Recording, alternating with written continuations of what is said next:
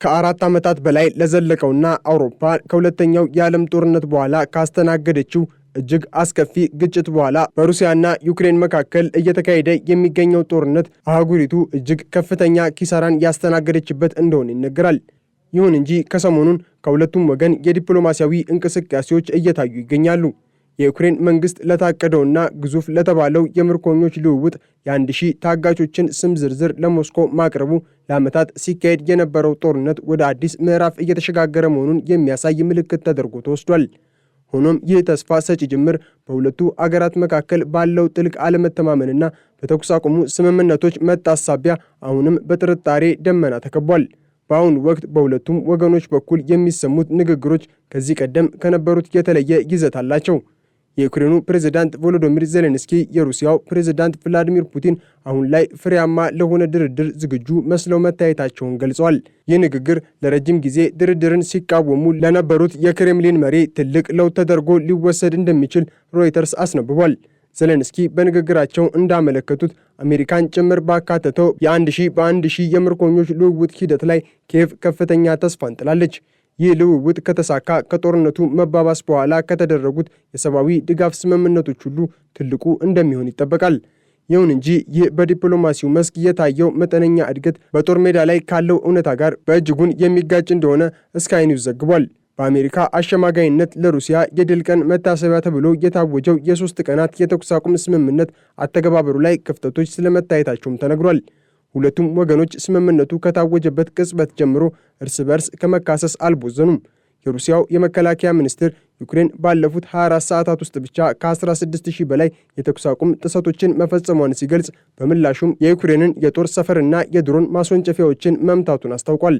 በሌላ በኩል ዩክሬን ሩሲያ በሲቪል መሠረተ ልማቶች ላይ ጥቃት በመሰንዘር በሰላማዊ ሰዎች ላይ ጥቃት መፈጸሟንና ስምምነቱ በጦር ሜዳዎች ላይ ምንም አይነት ለውጥ አለማምጣቱን ገልጻለች።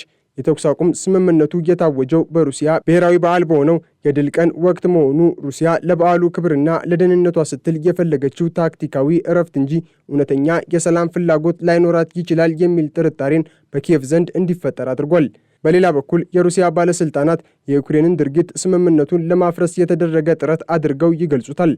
ይህ የሁለቱ ወገኖች እርስ በርስ የመካሰስ በዲፕሎማሲያዊው ጠረጴዛ ላይ የሚያደርጉትን ስምምነቶች ወደ መሬት ወርደው ውጤት እንዳያመጡ ትልቅ እንቅፋቶች ሆነዋል።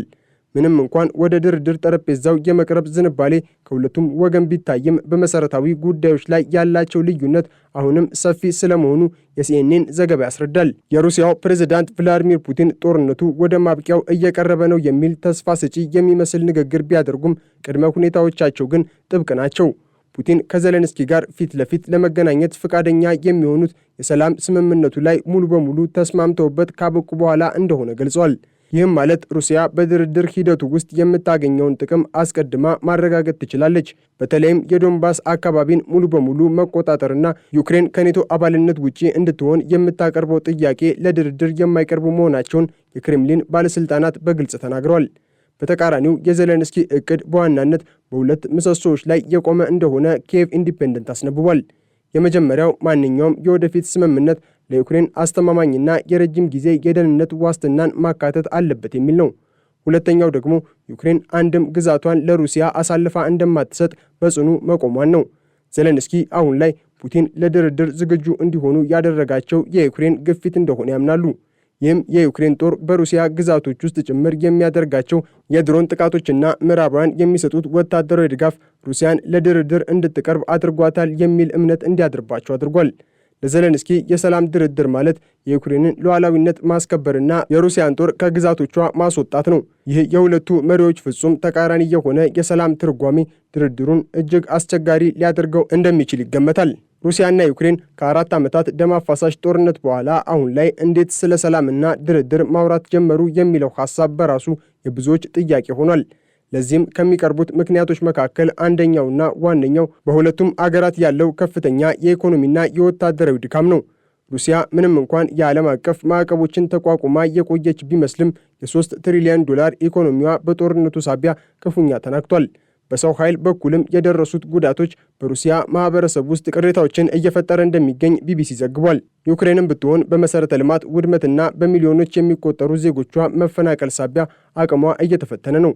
ሁለቱም ወገኖች ጦርነቱን በማስቀጠል ብቻ የሚገኝ ድል እንደሌለ መገንዘብ የጀመሩም ይመስላል። ሁለተኛው ምክንያት የአሜሪካ ፖለቲካዊ ለውጥ እንደሆነ ሮይተርስ ዘግቧል።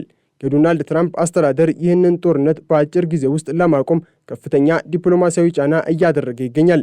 የትራምፕ ልዩ መልእክተኛ ስቲቭ ዊትኮፍ እና ጃሬድ ኩሽነር በሞስኮና በኪየቭ መካከል እያደረጉት ያለው የሽምግልና ጥረት ሁለቱንም ወገኖች ወደ ድርድር ጠረጴዛው እንዲመጡ አስገዳጅ ሁኔታዎችን ሳይፈጥር አልቀረም። ትራምፕ ጦርነቱን በአጭር ጊዜ ውስጥ እንደሚያቆሙት የገቡት ቃል አሁን ላይ በተግባር የሚፈተንበት ወቅት ላይ እንደሚገኝም በርካታ ማሳያዎች እንዳሉ ዓለም አቀፍ የወታደራዊ ተንታኞች ያስረዳሉ። ሌላኛው ደግሞ በጦር ሜዳው ላይ ያሉት ሁኔታዎች ናቸው። ሩሲያ በምስራቃዊ ዩክሬን መጠነኛ ግስጋሴዎችን ብታደርግም አጠቃላይ ዩክሬንን የመቆጣጠር እቅዷ ግን አልተሳካም። በሌላ በኩል ዩክሬን ያካሄደችው የመልሶ ማጥቃት ዘመቻም የሚፈለገውን ያህል ግዛቶችን ማስመለስ አልቻለም። ይህ ሁኔታ ጦርነቱ ወደማይቋጭ የረጅም ጊዜ ፍልሚያ እየቀየረው መሆኑን ለሁለቱም መሪዎች ግልጽ አድርጎላቸዋል። 1200 ኪሎ ሜትር በሚረዝመው የጦር ግንባር ላይ የሚደረገው ግብግብ ለሁለቱም ወገኖች ከባድ ዋጋን እያስከፈለ ነው። ስለዚህ ሁለቱም ወገኖች አሁን ባሉበት አቅም ድርድርን እንደ አማራጭ መመልከት ስለመጀመራቸው ሲኤንኤን ዘግቧል።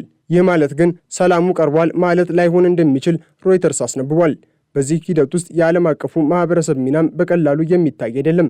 ፕሬዚዳንት ፑቲን የቀድሞውን የጀርመኑን ቻንስለር ገርሃርድ ሽሮደርን እንደ ድርድር አጋር መምረጣቸው በአውሮፓ ህብረት ውስጥ ክፍፍል ለመፍጠር የሚደረግ ሙከራም ተደርጎ ተወስዷል።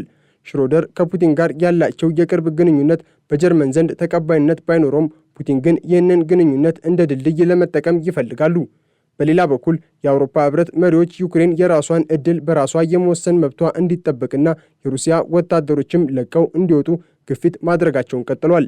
ይህ ዓለም አቀፋዊ የፍላጎት ግጭት ለሰላም ጥረቱ ሌላኛው ተግዳሮት እንደሚሆንም ይጠበቃል። የምርኮኞች ልውውጥ ጉዳይ በዚህ ሁሉ ውጥረት ውስጥ እንደ አንድ ተስፋ ተደርጎ ተወስዷል። 1000 ምርኮኞችን የመለዋወጥ እቅዱ ከተሳካም በሺዎች ለሚቆጠሩ ቤተሰቦች እፎይታን የሚያመጣ ሲሆን በሁለቱ አገራት መካከል ያለውን ግንኙነትም በትንሹም ቢሆን ሊያለዝበው እንደሚችል ይጠበቃል። ነገር ግን ፑቲን ሩሲያ እስካሁን ከዩክሬን ወገን ስለ ልውውጡ ምንም አይነት ይፋዊ መረጃ አልደረሰኝም ማለታቸው ሂደቱ ገና ብዙ መሰናክሎች እንደሚጠብቁት ያሳያል። በተኩስ አቁም ስምምነቱ ወቅት የታዩ ጥቃቶች ደግሞ የጦርነቱን አስከፊነት ዳግም አሳይተዋል። በካርኪቭ በዛፖሮዥያ እና በኬርሶን አካባቢ የደረሱት የድሮንና የሚሳኤል ጥቃቶች ንጹሐን ዜጎችን ሰለባ አድርገዋል። ዩክሬን ሩሲያ ስምምነቱን ለማክበር ምንም አይነት ጥረት አላደረገችም ስትል፣ ሩሲያ ደግሞ ዩክሬን የሰላም ቀኑን ለማበላሸት ሆነ ብላ ጥቃት ሰንዝራለች ትላለች። ይህ እርስ በርስ የመካሰስ ድራማ ለዓለም አቀፉ ማህበረሰብ አዲስ ባይሆንም አሁን ላይ ግን ለሰላም የሚደረገውን ጥረት አጣብቂኝ ውስጥ ከቶታል። ወደፊት የሚኖረው ሂደት የሚወሰነው በአሜሪካ በሚመራው የሽምግልና ጥረት ጥንካሬና በሁለቱም ወገኖች ላይ በሚኖረው የኢኮኖሚና ወታደራዊ ጫና መጠን ይሆናል። ፑቲን ነገሩ እያበቃ ነው ሲሉ ምናልባትም ጦርነቱን በራሳቸው ፍላጎትና ሁኔታ ለመቋጨት ያላቸውን ፍላጎት እየገለጹ ሲሆን፣ ዘለንስኪ ደግሞ ይህንን አጋጣሚ ተጠቅመው የዓለም አቀፉ ማህበረሰብን ትኩረት ለመሳብና ለዩክሬን የተሻለ የደህንነት ዋስትናን ለማግኘት እየጣሩ ነው። በሩሲያና ዩክሬን መካከል የታዩት የቅርብ ጊዜ የሰላም እንቅስቃሴዎች ጦርነቱ ወደ አዲስና ወሳኝ ምዕራፍ መሸጋገሩን ያመለክታሉ።